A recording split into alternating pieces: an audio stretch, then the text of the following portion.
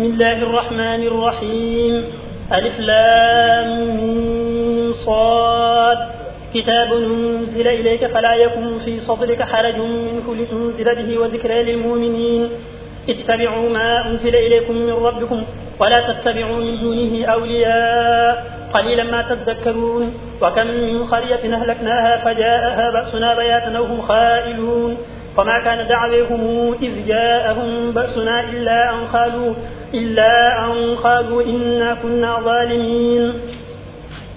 فلنسألن الذين أرسل إليهم ولنسألن المرسلين فلنقصن عليهم بعلم وما كنا غائبين. والوزن يومئذ الحق فمن ثقلت موازينه فأولئك هم المفلحون ومن خفت موازينه فأولئك الذين خسروا أنفسهم بما كانوا بآياتنا يظلمون. ولقد مكناكم في الأرض وجعلنا لكم فيها معايش قليلا ما تشكرون. ولقد خلقناكم ثم صورناكم ثم قلنا للملائكة اسجدوا لآدم فسجدوا إلا إبليس لم يكن من الساجدين. قال ما منعك ألا تسجد إذا أمرتك؟ قال أنا خير منه خلقتني من نار وخلقته من طين. قال فاهبط منها فما يكون لك أن تتكبر فيها فاخرج إنك من الصاغرين. قال أنظرني إلى يوم يبعثون. قال إنك من المنذرين. قال فبما أغويتني لأقعدن لهم صراطك المستقيم ثم لآتينهم من بين أيديهم ومن خلفهم وعن أيمانهم وعن شمائلهم ولا تجد أكثرهم شاكرين. قال اخرج منها مذءوما مدحورا لمن تبعك منهم لأملأن جهنم منكم أجمعين. ويا آدم اسكن أنت وزوجك الجنة فكلا من حيث شئتما ولا تقربا هذه الشجرة فتكونا من الظالمين. فوسوس لهما الشيطان ليبدي لهما ما وري عنهما من سوآتهما وقال ما نهيكما ربكما عن هذه الشجرة إلا أن تكونا ملكين أو تكونا من الخالدين. وخاتمهما إني لكما لمن الناصحين فدليهما بغرور. فلما ذاقا الشجرة بدت لهما سوآتهما وطفقا يخصفان عليهما من ورق الجنة وناديهما ربهما ألم أنهكما عن تلكما الشجرة وأقول لكما إن الشيطان لكما عدو مبين. قالا ربنا ظلمنا أنفسنا وإن لم تغفر لنا وترحمنا لنكونن من الخاسرين. قال اهبطوا بعضكم لبعض عدو ولكم في الأرض مستقر ومتاع إلى حين. قال فيها تحيون وفيها تموتون ومنها تخرجون. يا بني آدم قد أنزلنا عليكم لباسا يواري سوآتكم وريشا ولباس التقوى ذلك خير ذلك من آيات الله لعلهم يذكرون. يا بني آدم لا يفتننكم الشيطان كما أخرج أبويكم من الجنة ينزع عنهما لباسهما ليريهما سوآتهما إنه يريكم هو وقبيله من حيث لا ترونهم إنا جعلنا الشياطين أولياء للذين لا يؤمنون وإذا فعلوا فاحشة قالوا وجدنا عليها آباءنا والله أمرنا بها قل إن الله لا يأمر بالفحشاء أتقولون على الله ما لا تعلمون. قل أمر ربي بالقسط وأقيموا وجوهكم عند كل مسجد وادعوه مخلصين له الدين كما بدأكم تعودون. فريقا هدى وفريقا حق عليهم الضلالة إنهم اتخذوا الشياطين أولياء من دون الله ويحسبون أنهم مهتدون. يا بني آدم خذوا زينتكم عند كل مسجد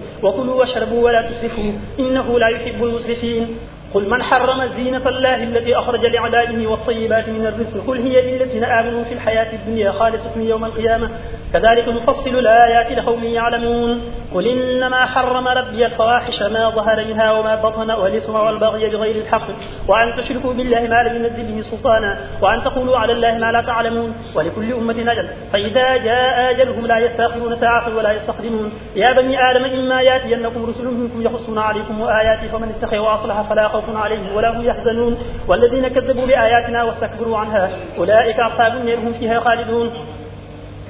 ومن أظلم ممن افترى على الله كذبا أو كذب بآياته أولئك ينالهم نصيبهم من الكتاب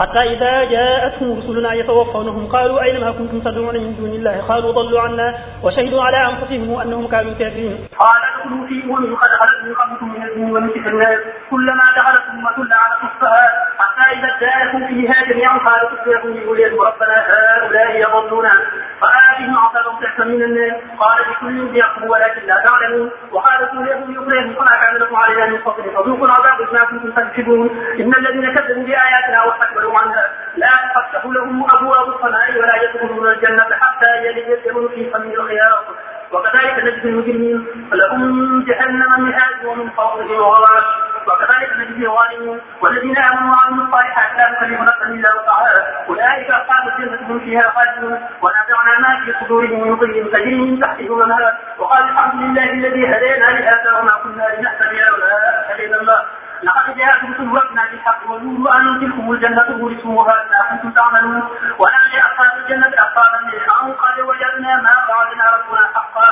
وهل وجدتم ما وعد ربكم حقا قالوا نعم فأذن مؤذن بينهم ألعنكم الله على الظالمين الذين يصدون عن سبيل الله ويبغونها عوجا وهم بالآخرة كافرون وبينهما حجاب وعلى الأعراف رجال يعرفون كلا بسيماهم ونادى أصحاب الجنة أن سلام عليكم لم يدخلوها وهم يطمعون. وإذا صرفت أبصارهم تلقاء أصحاب النار قالوا ربنا لا تجعلنا مع القوم الظالمين ونادى أصحاب الأعراف رجال يعرفونهم بسيماهم قالوا ما أغني عنكم جمعكم وما كنتم تستكبرون أهؤلاء الذين أقسمتم لا ينالهم الله برحمة ادخلوا الجنة لا خوف عليكم ولا أنتم تحزنون. ونادى أصحاب النار أصحاب الجنة أن أفيضوا علينا من الماء يوم ما رزقكم الله قالوا إن الله حرمهما على الكافرين الذين اتخذوا دينهم لهوا ولعبا وغرتهم الحياة الدنيا فاليوم ننسيهم كما نسوا لقاء يومهم هذا وما كانوا بآياتنا يجحدون ولقد جئناهم بكتاب فصلناه على علم هدى ورحمة لقوم يؤمنون هل ينظرون إلا تاويله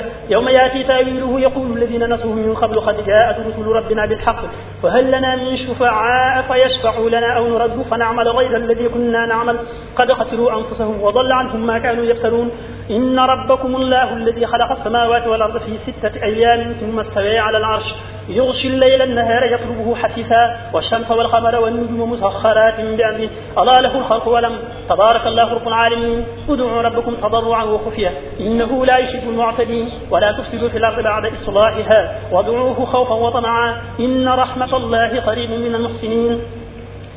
وهو الذي يرسل الرياح نشرا بين يدي رحمته حتى إذا أخلت سحابا ثقالا سقناه لبلد ميت فأنزلنا به الماء فأخرجنا به من كل الثمرات كذلك نخرج الموتى لعلكم تذكرون. والبلد الطيب يخرج نباته بإذن ربه والذي خبث لا يخرج إلا نكدا كذلك نصرف الآيات لقوم يشكرون. لقد أرسلنا نوحا إلى قومه فقال يا قوم اعبدوا الله ما لكم من إله غيره إني أخاف عليكم عذاب يوم عظيم. قال الملأ من قومه إنا لنراك في ضلال مبين قال يا قوم ليس بي ضلالة ولكني رسول من رب العالمين أبلغكم رسالات ربي وأنصح لكم وأعلم من الله ما لا تعلمون. أوعجبتم أن جاءكم ذكر من ربكم على رجل منكم لينذركم ولتتقوا ولعلكم ترحمون فكذبوه فأنجيناه والذين معه في الفلك وأغرقنا الذين كذبوا بآياتنا إنهم كانوا قوما عنين. وإلى عاد أخاهم هودا قال يا قوم اعبدوا الله ما لكم من إله غيره أفلا تتقون. قال الملأ الذين كفروا من قومه إنا لنراك في سفاهة وإنا لنظنك من الكاذبين قال يا قوم ليس بي سفاهة ولكني رسول من رب العالمين أبلغكم رسالات ربي وأنا لكم ناصح أمين. أوعجبتم أن جاءكم ذكر من ربكم على رجل منكم لينذركم واذكروا إذ جعلكم خلفاء من بعد قوم نوح وزادكم في الخلق بسطة فاذكروا آلاء الله لعلكم تفلحون. قالوا أجئتنا لنعبد الله وحده ونذر ما كان يعبد آباؤنا فاتنا بما تعدنا إن كنت من الصادقين. قال قد وقع عليكم من ربكم رجس وغضب أتجادلونني في أسماء سميتموها أنتم وآباؤكم ما نزل الله بها من سلطان فانتظروا إني معكم من المنتظرين. فأنجيناه والذين معه برحمة منا وقطعنا دابر الذين كذبوا بآياتنا وما كانوا مؤمنين. وإلى ثمود أخاهم صالحا قال يا قوم اعبدوا الله ما لكم من إله غيره قد جاءتكم بينة من ربكم هذه ناقة الله لكم آية فذروها تأكل في أرض الله ولا تمسوها بسوء فيأخذكم عذاب أليم. واذكروا إذ جعلكم خلفاء من بعد عاد وبوأكم في الأرض تتخذون من سهولها قصورا وتنحتون الجبال بيوتا فاذكروا آلاء الله ولا تعصوا في الأرض مفسدين. قال الملأ الذين استكبروا من قومه للذين استضعفوا لمن آمن منهم أتعلمون أن صالحا مرسل من ربه قالوا إنا بما أرسل به مؤمنون. قال الذين استكبروا إنا بالذي آمنتم به كافرون فعقروا الناقة وعتوا عن أمر ربهم وقالوا يا صالح ائتنا بما تعدنا إن كنت من المرسلين فأخذتهم الرجفة فأصبحوا في دارهم جاثمين فتولى عنهم وقال يا قوم لقد أبلغتكم رسالة ربي ونصحت لكم ولكن لا تحبون الناصحين. ولوطا إذ قال لقومه أتاتون الفاحشة ما سبقكم بها من أحد من العالمين إنكم لتاتون الرجال شهوة من دون النساء بل أنتم قوم مسرفون. وما كان جواب قومه إلا أن قالوا أخرجوهم من قريتكم إنهم أناس يتطهرون فأنجيناه وأهله إلا امرأته كانت من الغابرين وأمطرنا عليهم مطرا فانظروا كيف كان عاقبة المجرمين. وإلى مدين أخاهم شعيبا قال يا قوم اعبدوا الله ما لكم من إله غيره قد جاءتكم بينة من ربكم وأوفوا الكيل والميزان ولا تبخسوا الناس أشياءهم ولا تفسدوا في الأرض بعد إصلاحها ذلكم خير لكم إن كنتم مؤمنين ولا تقعدوا بكل صراط توعدون وتصدون عن سبيل الله من آمن به وتبغونها عوجا واذكروا إذ كنتم قليلا فكثركم وانظروا كيف كان عاقبة المفسدين وإن كان طائفة منكم آمنوا بالذي أرسلت به وطائفة لم يؤمنوا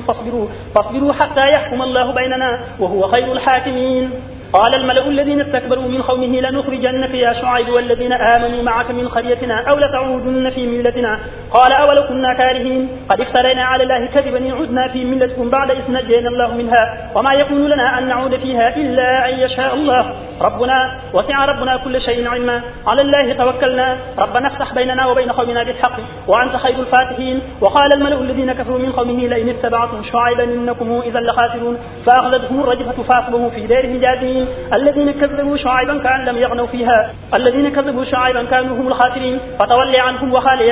يا قوم لقد أبلغتكم رسالات ربي ونصحت لكم فكيف آتي على قوم كافرين وما أرسلنا في قرية من نبي إلا أخذنا أهلها بالبأساء والضراء لعلهم يضرعون ثم بدلنا مكان السيئة الحسنة حتى عفوا وقالوا قد مس آباءنا الضراء والسراء فأخذناهم بغتة وهم لا يشعرون ولو أن أهل القرى آمنوا واتقوا لفتحنا عليهم بركات من السماء والأرض ولكن كذبوا فأخذناهم بما كانوا يكسبون. أفأمن أهل القرى أن يأتيهم بأسنا بياتا وهم نائمون أو من أهل القرى أن يأتيهم بأسنا ضحى وهم يلعبون أفأمنوا مكر الله فلا يأمن مكر الله إلا القوم الخاسرون. أولم يهد للذين يرثون الأرض من بعد أهلها أن لو نشاء وصبناهم بذنوبهم ونطبهم على قلوبهم فهم لا يسمعون تلك القرى نقص عليك من أنبائها ولقد جاءتهم رسلهم بالبينات فما كانوا ليؤمنوا بما كذبوا من قبل كذلك يطبع الله على قلوب الكافرين. وما وجدنا لأكثرهم من عهد وإن وجدنا أكثرهم لفاسقين. ثم بعثنا من بعدهم موسى بآياتنا إلى فرعون وملئه فظلموا بها فانظر كيف كان عاقبة المفسدين. وقال موسى يا فرعون إني رسول من رب العالمين حقيق علي ألا أقول على الله إلا الحق قد جئتكم ببينة من ربكم فأرسل معي بني إسرائيل. قال إن كنت جئت بآية فات بها إن كنت من الصادقين. فألقي عصاه فإذا هي ثعبان مبين ونزع يده فإذا هي بيضاء للناظرين. قال الملأ من قوم فرعون إن هذا لساحر عليم يريد أن يخرجكم من أرضكم فماذا تأمرون. قالوا أرجه وأخاه وأرسل في المدائن حاشرين يأتوك بكل ساحر عليم. وجاء السحرة فرعون قالوا إن لنا لأجرا إن كنا نحن الغالبين. قال نعم وإنكم لمن المقربين. قالوا يا موسى إما أن تلقي وإما أن نكون نحن الملقين. قال ألقوا فلما ألقوا سحروا أعين الناس واسترهبوهم وجاءوا بسحر عظيم. وأوحينا إلى موسى أن ألقي عصاك فإذا هي تلقف ما يافكون فوقع الحق وبطل ما كانوا يعملون فغلبوا هنالك وانقلبوا صاغرين وألقي السحرة ساجدين قالوا آمنا برب العالمين رب موسى وهارون. قال فرعون آمنتم به قبل أن آذن لكم إن هذا لمكر مكرتموه في المدينة لتخرجوا منها أهلها فسوف تعلمون لو قطعن أيديكم وأرجلكم من خلاف ثم لأصلبنكم أجمعين. قالوا إنا إلى ربنا منقلبون. وما تنقم منا إلا أن آمنا بآيات ربنا لما جاءتنا ربنا أفرغ علينا صبرا وتوفنا مسلمين. وقال الملأ من قوم فرعون أتذر موسى وقومه ليفسدوا في الأرض ويذرك وآلهتك قال سنقتل أبناءهم ونستحيي نساءهم وإنا فوقهم قاهرون. قال موسى لقومه استعينوا بالله واصبروا إن الأرض لله يورثها من يشاء من عباده والعاقبة للمتقين. قالوا أوذينا من قبل أن تأتينا ومن بعد ما جئتنا قال عسى ربكم أن يهلك عدوكم ويستخلفكم في الأرض فينظر كيف تعملون. ولقد أخذنا آل فرعون بالسنين ونقص من الثمرات لعلهم يذكرون. فإذا جاءتهم الحسنة قالوا لنا هذه وإن تصبهم سيئة يطيروا بموسى ومن معه ألا إنما طائرهم عند الله ولكن أكثرهم لا يعلمون. وقالوا مهما تاتنا به من آية لتسحرنا بها فما نحن لك بمؤمنين. فأرسلنا عليهم الطوفان والجراد والقمل والضفادع والدم آيات مفصلات فاستكبروا وكانوا قوم مجرمين. ولما وقع عليهم الرجس قالوا يا موسى ادع لنا ربك بما عهد عندك لئن كشفت عنا الرجس لنؤمنن لك ولنرسلن معك بني إسرائيل. فلما كشفنا عنهم الرجس إلى أجل هم بالغوه إذا هم ينكثون فانتقمنا منهم فأغرقناهم في اليم بأنهم كذبوا بآياتنا وكانوا عنها غافلين. وأورثنا القوم الذين كانوا يستضعفون مشارق الأرض ومغاربها التي باركنا فيها وتمت كلمة ربك الحسنى على بني إسرائيل بما صبروا ودمرنا ما كان يصنع فرعون وقومه وما كانوا يعرشون. يعدلون وجاوزنا ببني إسرائيل البحر فأتوا على قوم يعكفون على أصنام لهم قالوا يا موسى اجعل لنا إلها كما لهم آلهة قال إنكم قوم تجهلون إن هؤلاء متبر ما هم فيه وباطل ما كانوا يعملون قال أغير الله أبغيكم إلها وهو فضلكم على العالمين وإذا أنجيناكم من آل فرعون يسومونكم سوء العذاب يقتلون أبناءكم ويستحيون نساءكم وفي ذلك بلاء من ربكم عظيم وواعدنا موسى 30 ليلة وأتممناها ب10 فتم ميقات ربه 40 ليلة وقال موسى لأخيه هارون اخلفني في قومي وأصلح ولا تتبع سبيل المفسدين ولما جاء موسى لميقاتنا وكلمه ربه قال رب أرني أنظر إليك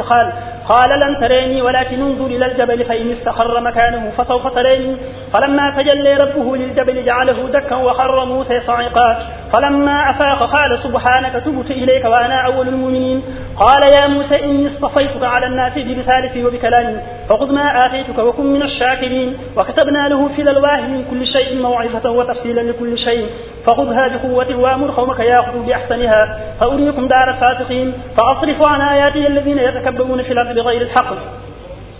وإن يروا كل آية لا يؤمنوا بها وإن يروا سبيل الرشد لا يتخذوه سبيلا وإن يروا سبيل الغي يتخذوه سبيلا ذلك بأنهم كذبوا بآياتنا وكانوا عنها غافلين والذين كذبوا بآياتنا ولقاء الآخرة حبطت أعمالهم هل يجزون إلا ما كانوا يعملون واتخذ قوم موسى من بعده من حليهم عجلا جسدا له خوار ألم يروا أنه لا يكلمهم ولا يهديهم سبيلا اتخذوه وكانوا ظالمين ولما سخط في أيديهم ورعوا أنهم قد ضلوا قالوا لئن لم يرحمنا ربنا ويغفر لنا لنكونن من الخاسرين ولما رجع موسى إلى قومه غضبان أسفا قال بئس ما خلفتموني من بعدي أعجلتم أمر ربكم وألقى الألواح وأخذ برأس أخيه يجره إليه قال ابن أم إن القوم استضعفوني وكادوا يقتلونني فلا تشمت بي الأعداء ولا تجعلني مع القوم الظالمين قال رب اغفر لي ولأخي وأدخلنا في رحمتك وأنت أرحم الراحمين إن الذين اتخذوا العجلة ينالهم غضب من ربهم وذلة في الحياة الدنيا وكذلك نجزي المفترين والذين عملوا السيئات ثم تابوا من بعدها وآمنوا إن ربك من بعدها لغفور رحيم ولما سكت عن موسى الغضب أخذ الألواح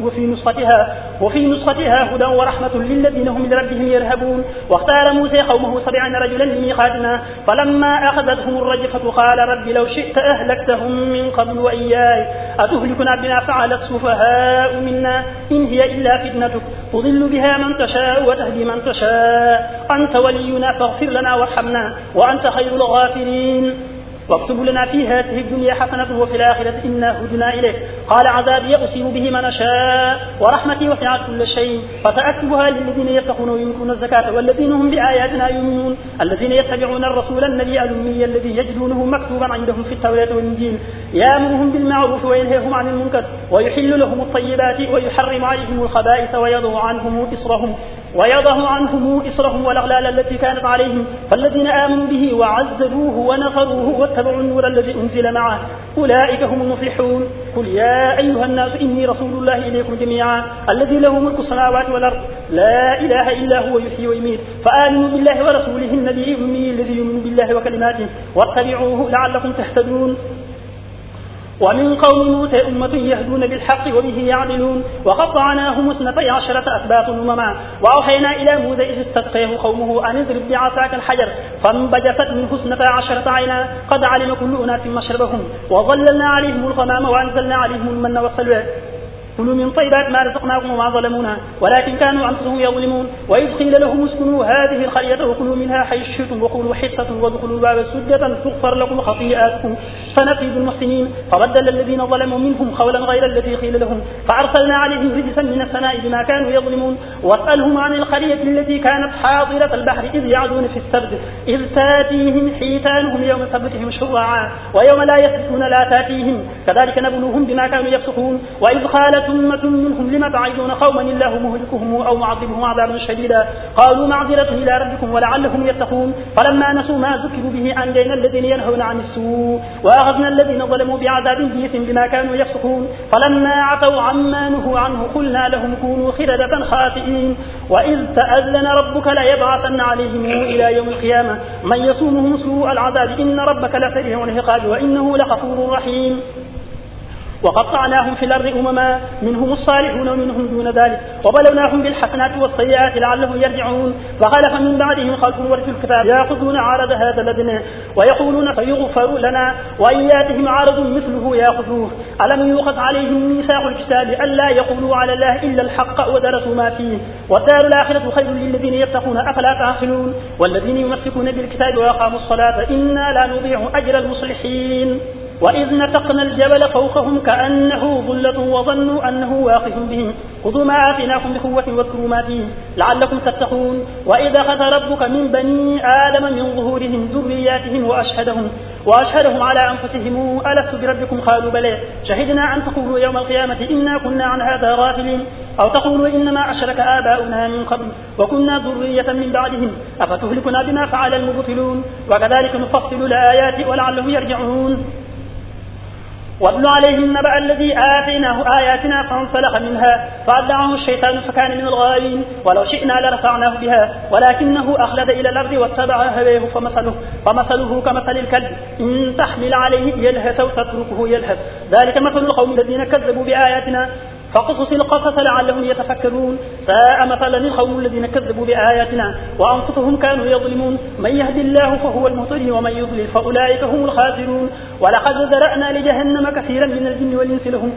لهم قلوب لا يفقهون بها ولهم أعين لا يبصرون بها ولهم آذان لا يسمعون بها أولئك كالأنعام بل هم أضل أولئك هم الغافلون ولله الأسماء الحسنى فادعوه بها وذروا الذين يلحدون في أسمائهم سيجزون ما كانوا يعملون وممن خلقنا أمة يهدون بالحق وبه يعدلون والذين كذبوا بآياتنا فنستدرجهم من حيث لا يعلمون وأملي لهم إن كيدي متين أولم يتفكروا ما بصاحبهم من جنة إن هو إلا نظير مبين أولم ينظروا في ملكوت السماوات والأرض وما خلق الله من شيء وأن عسى أن يكون قد اقترب أجلهم فبأي حديث بعده يؤمنون من يضلل الله فلا هادي له ونذرهم في طغيانهم يعمهون يسألونك عن الساعة أيان مرساها قل إنما علمها عند ربي لا يجليها لوقتها إلا هو ثقلت في السماوات والأرض لا تأتيكم إلا بغتة يسألونك كأنك حفي عنها قل إنما علمها عند الله ولكن أكثر الناس لا يعلمون قل لا أملك لنفسي نفعا ولا ضرا إلا ما شاء الله ولو كنت أعلم الخير لاستكثرت من الخير وما مسني السوء إن أنا إلا نذير وبشير لقوم يؤمنون هو الذي خلقكم من نفس واحدة وجعل منها زوجها ليسكن إليها فلما تغشاها حملت حملا خفيفا فمرت به فلما أثقلت دعوا الله ربهما لئن آتيتنا صالحا لنكونن من الشاكرين